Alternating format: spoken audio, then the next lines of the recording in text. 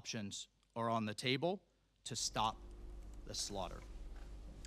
Next, we turn to a related development, and according to reports, Israeli Prime Minister Benjamin Netanyahu has asked US President Donald Trump to delay any potential American strike on Iran.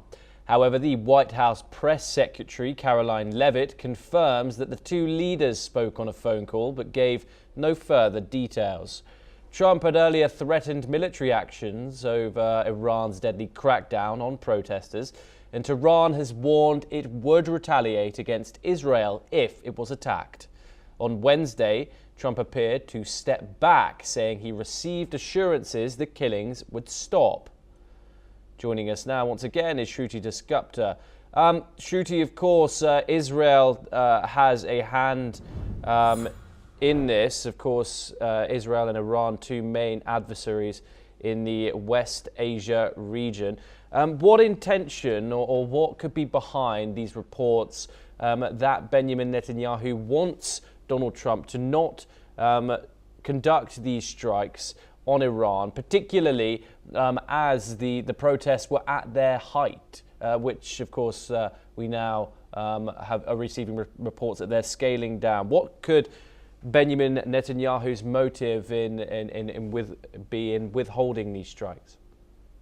Thomas, I have I would put a lot of faith in this particular comment, because who will be the first person? Like Iran is, if Iran is struck by US military might, they know to go for the jugular vein of USA, which is Israel. And they've already fought a war, and so there is already enough differences there. So if they go for Israel, they know that USA will have to back off and then fight a war that side.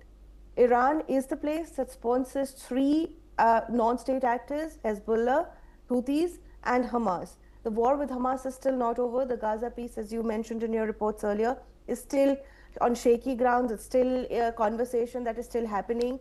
So they know that Israel is vulnerable.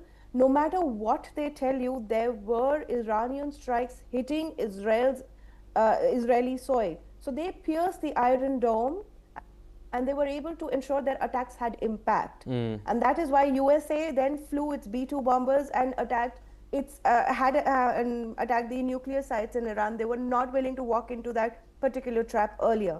So this shows me that when Iran has said that we are going to respond and Israel says back off, I would believe that they know that Iran is ready and primed to strike Israel in a take everybody else down with me if I'm going down kind of scenario. So when USA then suddenly says, no, I've heard it's gotten better, then they know there's an internet blackout happening and the reports might be falsified. And we already know there are executions planned for Wednesday of Soltani, who's one of the leaders of the protest. We know that USA has probably heard that Iran will go down in flames, but it will take a little bite of Israel and other US interests in the Middle East when it does go down. Shruti Dasgupta, thank you very much for giving us your insight and joining us here on NewsX World. Of course, we'll keep our viewers informed on those